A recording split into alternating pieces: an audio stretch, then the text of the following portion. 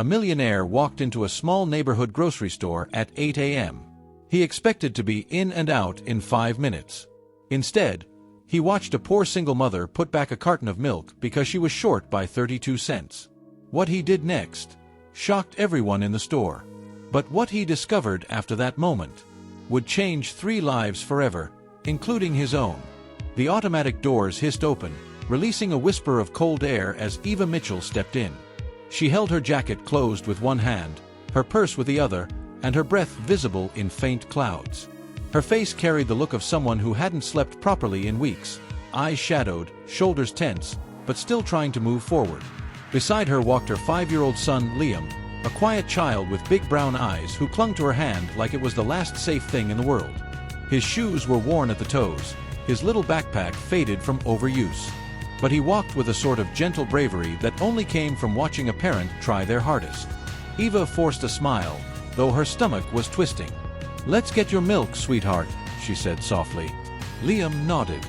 "Okay, Mom." He was excited. She could hear it in his voice.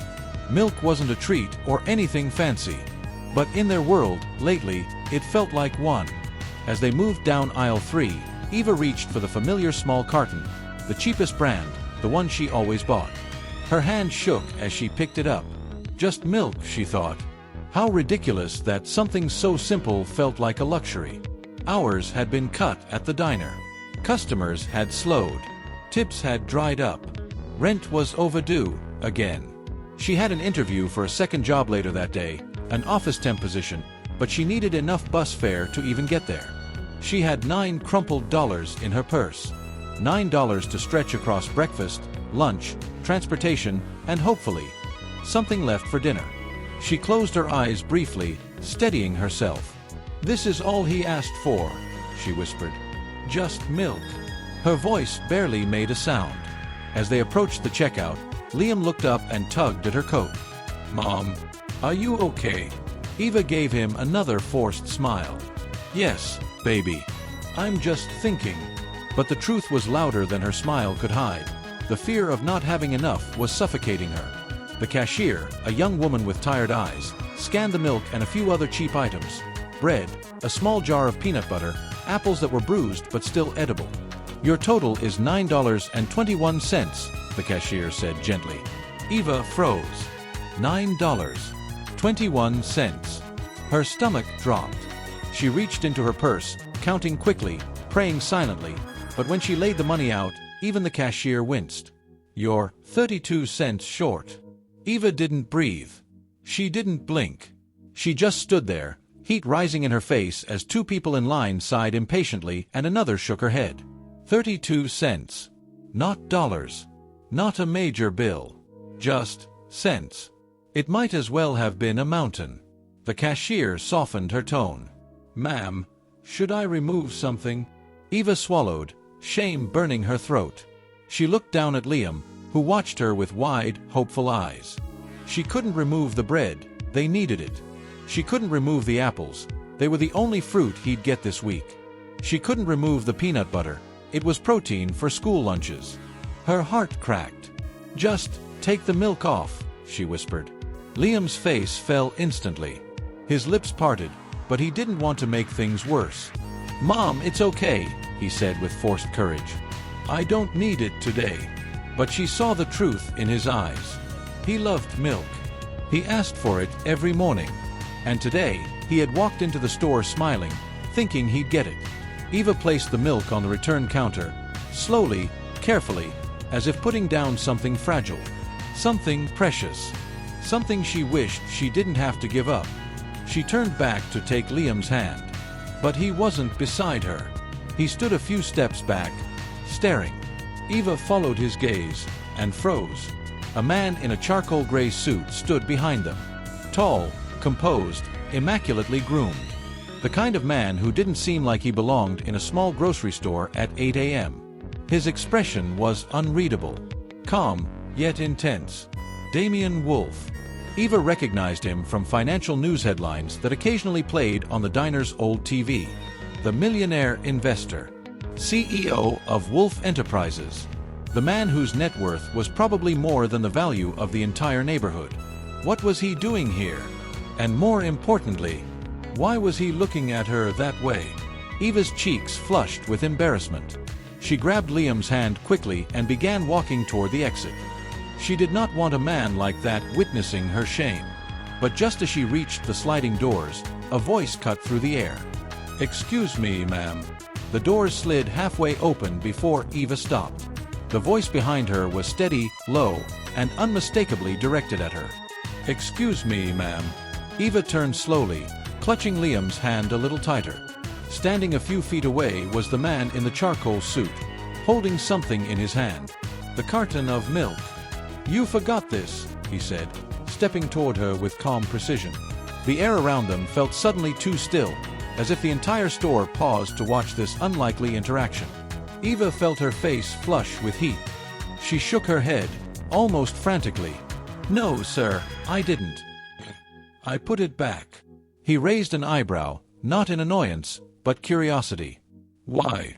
She inhaled sharply, her stomach knotting. "It's not. I don't need it." "It looked like your son did," he replied gently. Liam's fingers tightened around hers.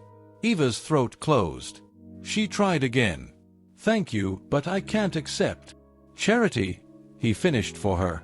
The word pierced the air like a needle.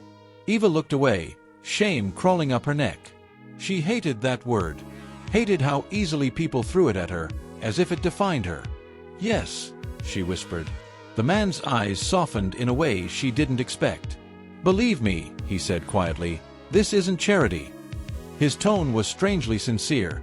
Something almost nostalgic flickered in his eyes. As if he saw something familiar, something painful. Before she could protest again, he walked past her to the cashier counter, placed a sleek black card on the reader, and paid for the milk and the rest of her groceries. The cashier stuttered, surprised. "Yes, sir." "Bag everything for her," he said, not looking up. Eva froze. Her heart pounded in her ears. People were staring again, but this time not with pity, with curiosity. Damien Wolf, millionaire investor, was buying her groceries. "Why?" He lifted the bag and handed it to her gently, like an offering she didn't know how to accept. "I insist," he said softly. Eva didn't move.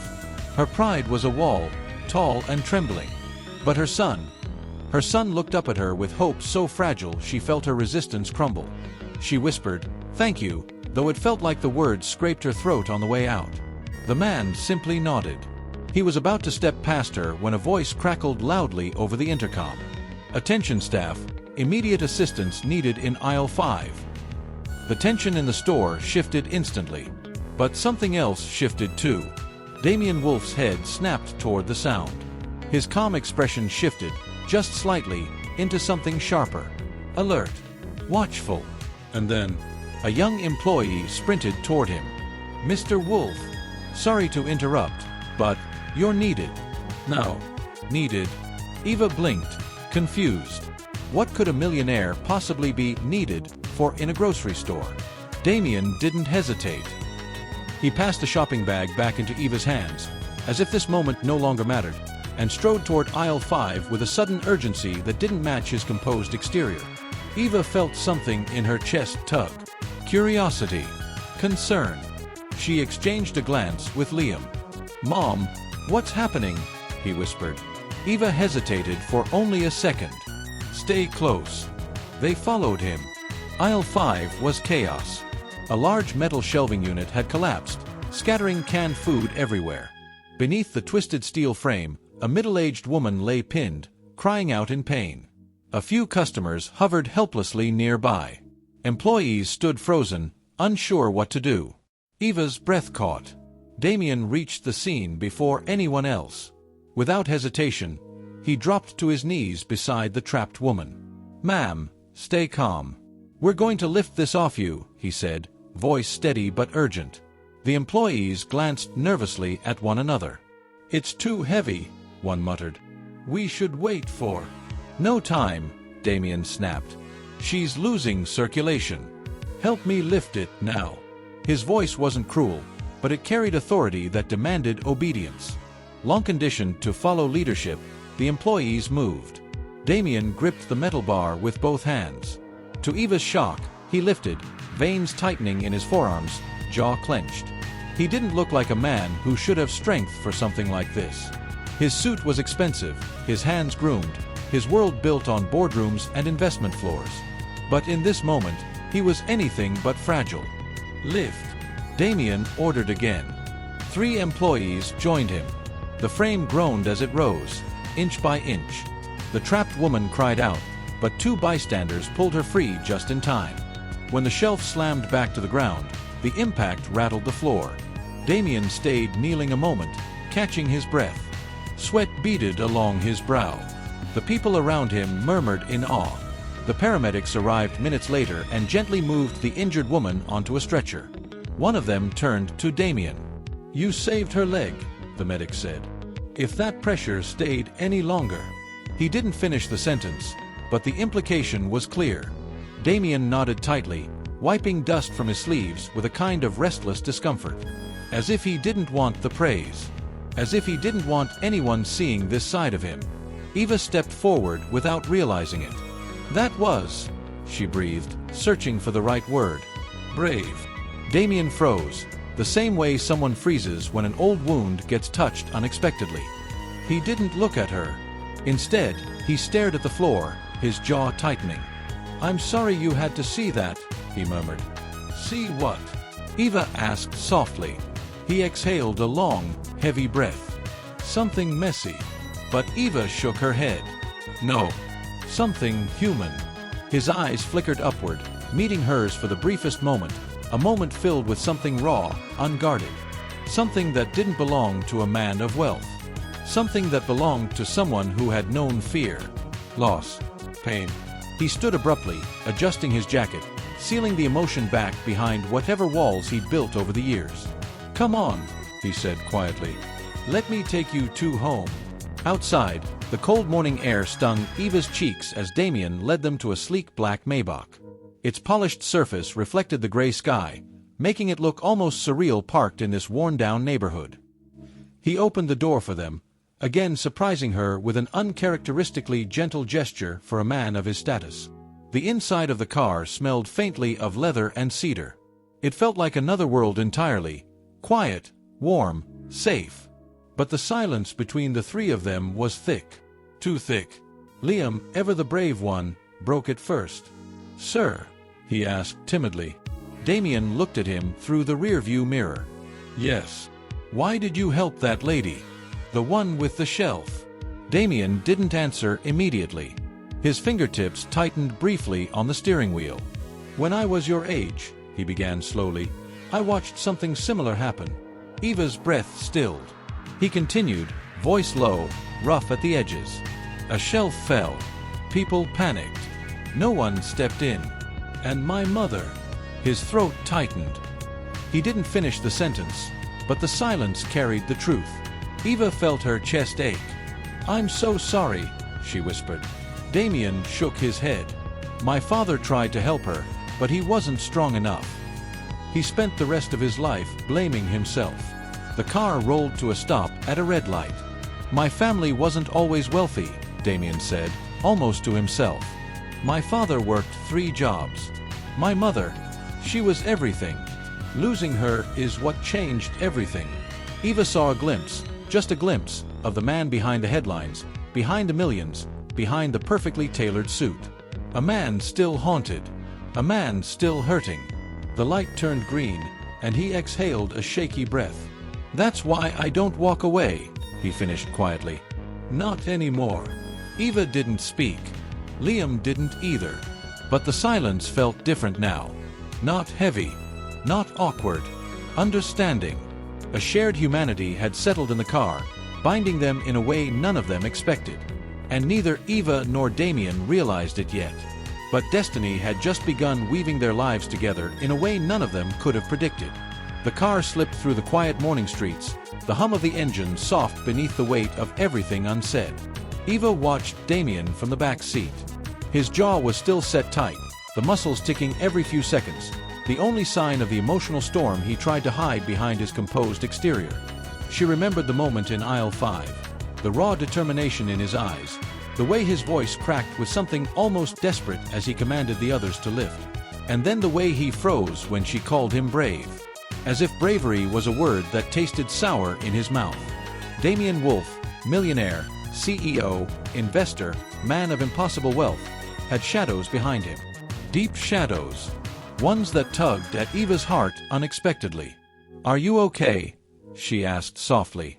He blinked, almost startled by the question. Of course. But his reflection in the rearview mirror said otherwise. "Back there," Eva continued gently, "you looked like you were somewhere else."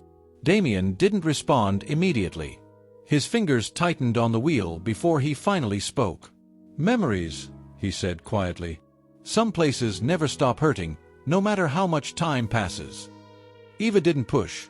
She sensed he was the type of man who only opened the door to his past a crack at a time. Too much light might burn. Too much pressure might make him retreat completely. Liam, sitting beside her, leaned forward slightly. "My mom says bad memories get lighter when we talk about them," he said innocently. Damien's lips twitched. Not quite a smile, but close. "She's a wise woman."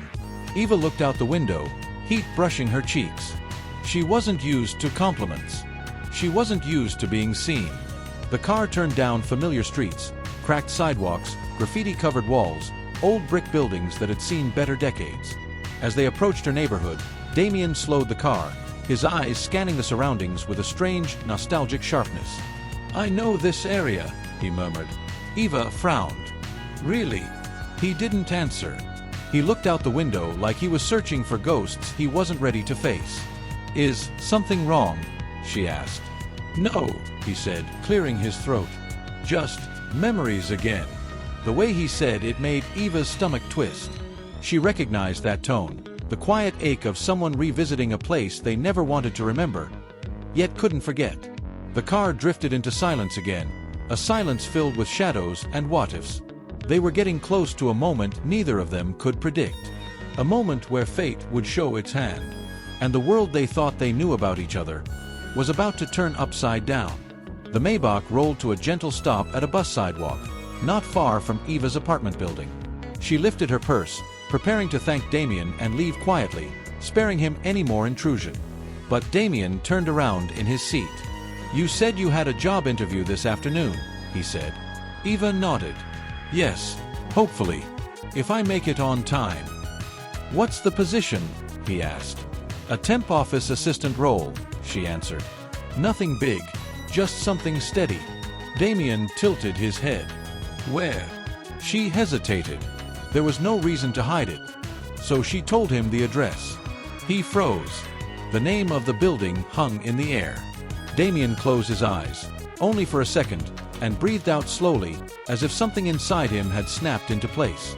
"That's my company," he said. Eva's heart slammed against her ribs. She blinked, unsure if she had misheard. "What?" she whispered.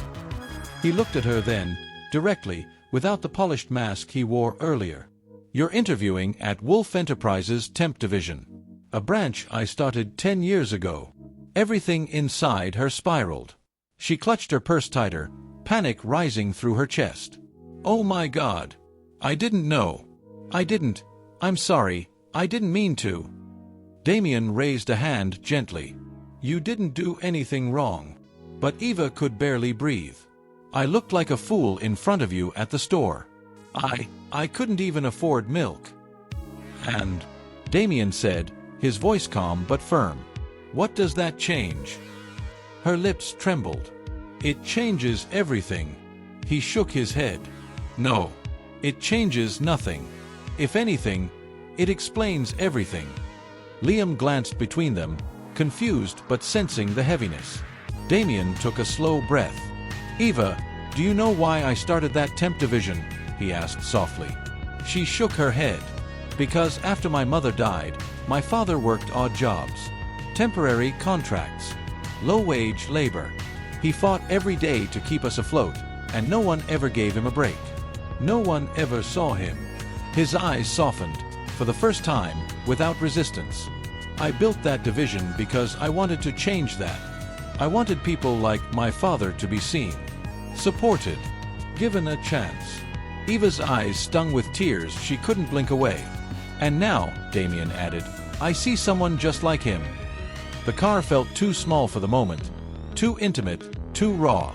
Eva didn't know what to say. Damien reached into his coat pocket and pulled out a sleek business card. If you walk into that interview, he said quietly, no one will know what happened today. You'll be judged fairly, on your merits. Eva exhaled with trembling relief. But, Damien continued, if you want a real chance, let me help you.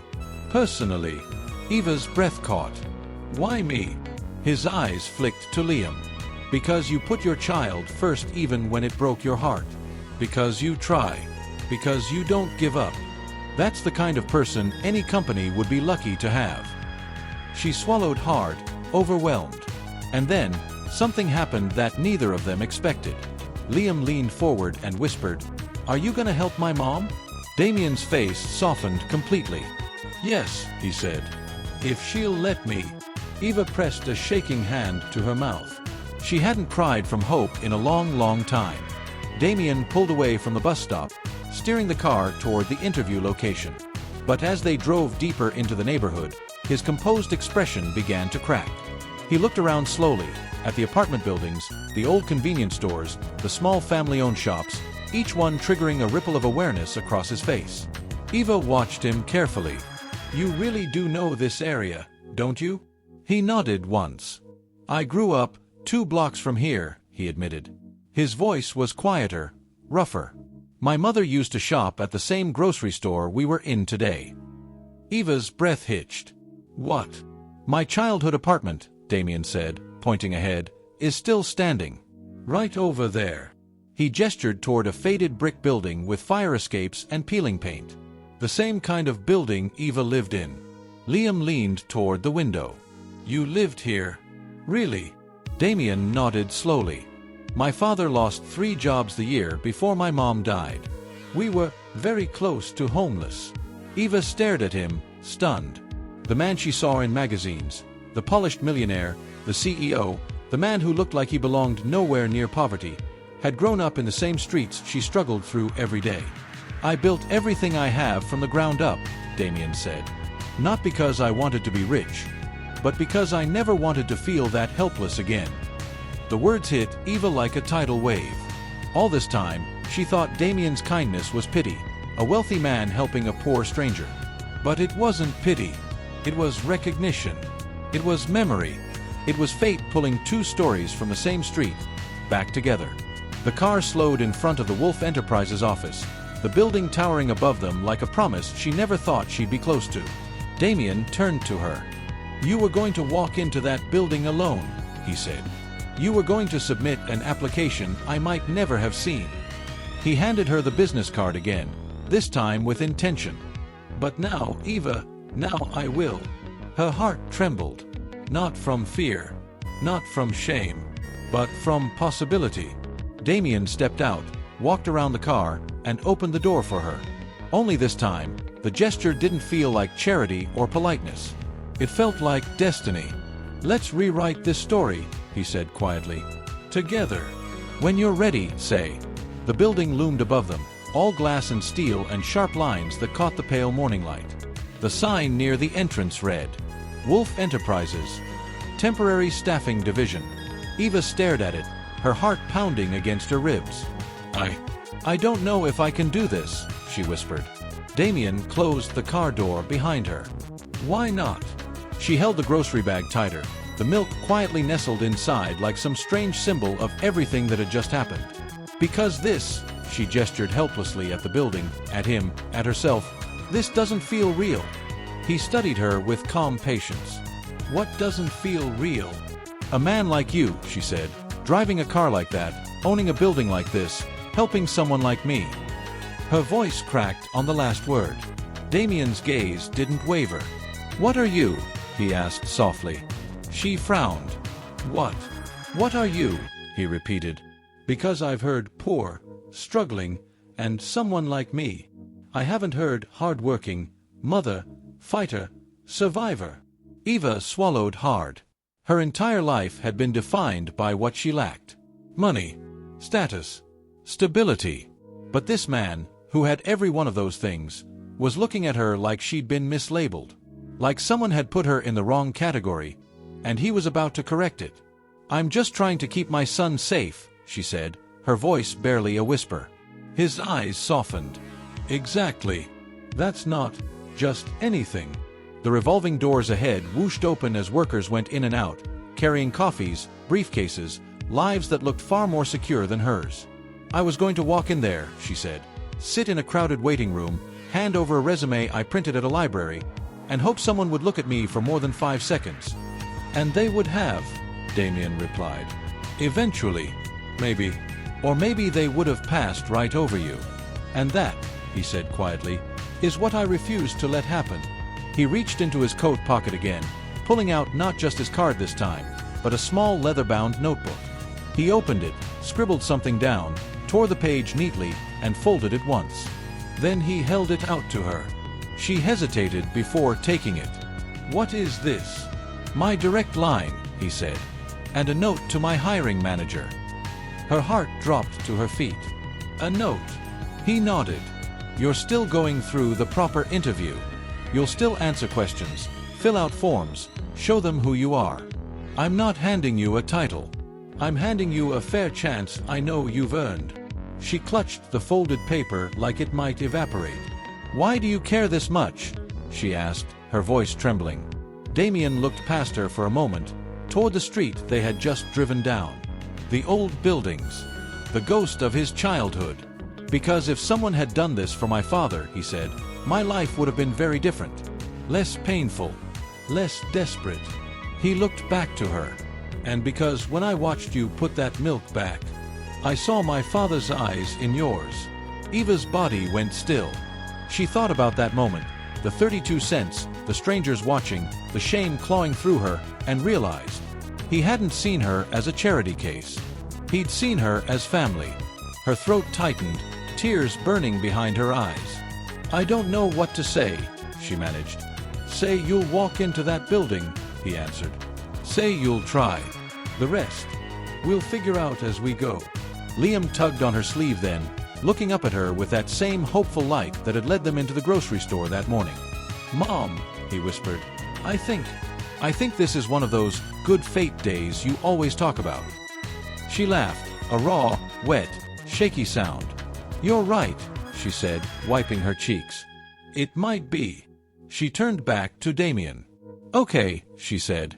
"I'll do it." He smiled, a real smile this time, not polished, not practiced. Something tired, but genuine. "Good," he said. "Now go show them who you are." The waiting room inside Wolf Enterprises was bright, modern, and intimidating. Rows of chairs held people dressed better than Eva, with shiny briefcases and resumes printed on thick paper. A receptionist sat behind a sleek desk, answering phones with perfect posture. Eva felt underdressed, underqualified, and out of place. But she also felt something else. The folded note in her pocket. The memory of a millionaire lifting a collapsing shelf. The echo of his words, "You're the kind of person any company would be lucky to have." She filled out the form with shaking hands, Liam quietly drawing in the corner with a small pen he found in her bag. Time moved strangely, slow and fast at the same time, until finally a door opened. Ms. Eva Mitchell, a woman in a navy blazer, called. Eva stood, smoothing her clothes. "Yes." The woman smiled politely. "Right this way." They walked down a hallway lined with framed photos, images of teams, buildings, milestones. In several, Damien stood with a firm, composed smile, cutting ribbons or shaking hands. A man who had built something huge and solid out of a past that had once been as fragile as hers. The interviewer, Ms. Carter, sat across from her at a modest desk in a small office. "Eva," she began, "I've reviewed your application and references. You've worked as a server for several years." "Yes," Eva said. "Mostly evenings and weekends. Sometimes double shifts." "Any office experience?" "Not formally," she admitted. "But I do scheduling, cash-outs, inventory checks, and at home, I manage everything. Bills, budgeting, paperwork." Ms. Carter nodded, making notes. After a series of questions about organization, time management, conflict resolution, and handling pressure, there was a pause. Ms. Carter flipped a page in her folder and pulled out a smaller slip of paper. A very familiar slip of paper. "I was also given this," she said, glancing up. "From Mr. Wolf, personally." Eva's heart skipped. Ms. Carter read, lips moving silently before she looked up again, but this time, her eyes were different. Softer. More interested. "I'll be honest with you, Ms. Mitchell," she said. "We get a lot of candidates. Many of them with formal experience, polished resumes, degrees. But very few come recommended with this level of personal note." Eva's voice came out small. "What did he say?" Ms. Carter smiled faintly. "He said you're a hard worker. That you put your son first. That you remind him of the kind of people this division was built for." Eva's eyes blurred with tears. She tried to blink away.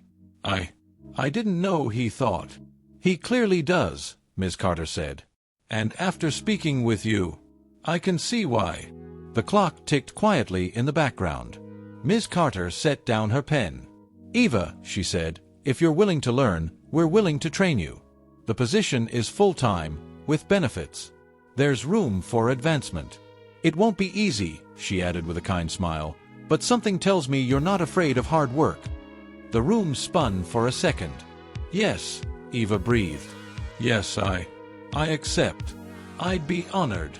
When she stepped out of that office, Liam bolted up from his chair. "How'd it go, Mom?" She knelt down, tears running freely now, but for once, they weren't tears of fear or panic. "They gave me the job," she whispered. His face lit up like sunrise. "Really?" She nodded, laughing through the tears. "Really?" That afternoon, she walked with Liam down the same street that had always felt like a trap. And for the first time, it felt like a beginning. Weeks turned into months. The transition wasn't easy. She bruised her confidence more than once, fumbling over software, struggling with spreadsheets, doubting herself during long days and steep learning curves. But every time she wanted to quit, she thought of three things. The shelf in aisle 5. The milk on the return counter. And Damien's eyes when he said, "Let me help rewrite your fate." Her paychecks became steady. Rent stopped being a question mark every month. Groceries stopped being an exercise in humiliation. And one day, she realized something that made her sit down at the small kitchen table and start to cry all over again. She wasn't surviving anymore. She was living. It became their ritual. Every Friday evening, just as the sun dipped behind the city buildings and painted the sky in orange and gold, there'd be a knock on Eva's apartment door. 3 soft taps. Always the same. The first time, she'd opened the door cautiously, unsure if this kind of kindness came with strings. But there he was. Damien. No suit jacket this time. Sleeves rolled up. Tie loosened. Looking more like the boy who'd grown up 2 blocks away than the man who owned towers of glass and steel. In his hands, a small grocery bag. "For Liam," he'd said simply. Inside were 2 cartons of milk. Liam had nearly tackled him with gratitude. "Thank you, Mr. Damien." After that, the visits continued. Not every week was dramatic. Sometimes, they just sat at the table while Liam did homework and Eva asked questions about work or finances or how to navigate office politics. Sometimes, Damien offered advice. Other times, he just listened. He told them stories of his early jobs, of his father's struggles, of sleeping on a broken sofa and pretending it was enough. Of those nights when the fridge was mostly empty and his mother still managed to make dinner feel like love instead of scarcity. Eva, in turn, told him stories of late shifts at the diner, of counting change in the dark, of quietly crying in the bathroom so Liam wouldn't see. Their lives didn't magically become perfect. She still had stressful days. He still had boardroom battles and old ghosts that visited at 3 a.m. But there was a new thread running through everything now. Connection. Understanding. Choice. One Friday, months later, Damien didn't show up at the usual time. Eva tried not to worry. Maybe he was stuck in a meeting. Maybe something urgent came up. An hour passed. Then 2. Just as anxiety began to gnaw at her, there it was. 3 soft taps. She opened the door to find Damien standing there, but this time, he didn't just have a grocery bag. He had flowers. They were simple, modest, not the extravagant arrangements someone of his status could easily afford. Just a small bouquet of white lilies. For you, he said. She stared at them, stunned. What's the occasion? He hesitated. Today is the anniversary of my mother's accident. Her heart clenched. Oh, Damien, I'm so sorry. I didn't know. He shook his head. I never tell anyone. I usually work later. Stay in the office. Pretend it's just another day. He held her gaze. But today, I didn't want to pretend. I wanted to do something different. To remember her in a way that felt right. He glanced at Liam, who was busy drawing at the small table. She loved milk, he said, half smiling. She'd make sure we had some, even if it meant skipping her own meal.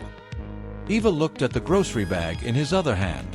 Is that why you always bring? He nodded. Every Friday. For him. For you. For her. For a long moment, neither of them spoke. Then Eva reached out and took the flowers, her fingers brushing his hand. A quiet warmth spread between them. Would you like to stay for dinner? She asked. His answer was soft. I'd like that. They ate together, the three of them, at the same small table that had once been the center of her fear, and was now the center of her healing. After Liam went to bed, Eva and Damien stood by the kitchen window, looking out at the city lights. Do you ever think about how different things would be, she asked, if we'd missed each other that day? If you'd gone to a different store? If I'd found those extra 32 cents? He exhaled slowly. All the time, he said. But that's the thing about fate, Eva. It doesn't always come as a grand miracle. Sometimes it's just a shelf falling at the wrong time, or the right time.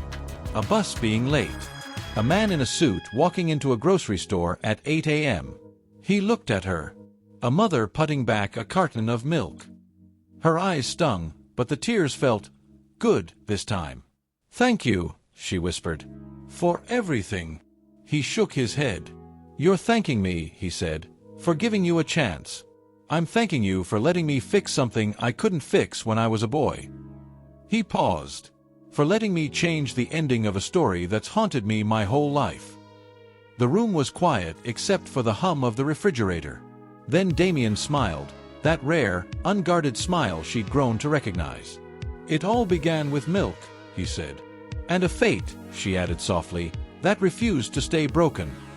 Outside, the city moved on, loud, busy, relentless. But in that small apartment, for one small family and one haunted millionaire, a story that began with 32 missing cents had turned into something priceless. A new beginning. If Eva's story moved you, don't forget to like, share, and subscribe. Because on this channel, we tell stories of courage, sacrifice, and the untold missions of those who served.